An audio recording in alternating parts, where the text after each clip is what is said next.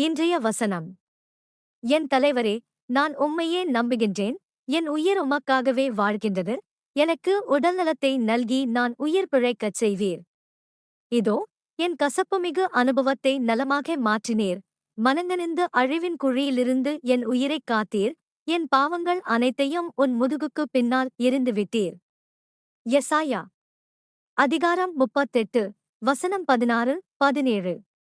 O Lord, by these things men live, and in all these is the life of my spirit. Oh, restore me to health and make me live. Behold, it was for my welfare that I had great bitterness. But you have held back my life from the pit of destruction. For you have cast all my sins behind your back. Isaiah chapter 38, verse 16, 17. ஜெபம்.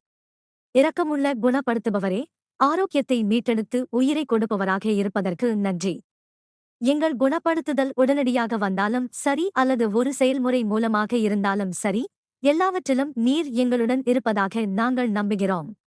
நீர் எங்கள் வலியைக் காண்கிறீர், எங்கள் சுமைகளைச் சுமக்கிறீர், உடைந்ததை மீட்டெடுப்பீர்.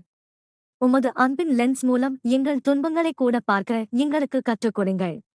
அதை எங்கள் வளர்ச்சிக்கு பயன்படுத்துங்கள். எங்களை உம்மிடம் நெருங்கி வரச் செய்யுங்கள். எங்கள் மீட்டெடுக்கப்பட்ட வாழ்க்கை உமது மகிமையை பிரதிபலிக்கட்டும், மற்றவர்களுக்கு ஆறுதலை அளிக்கட்டும்.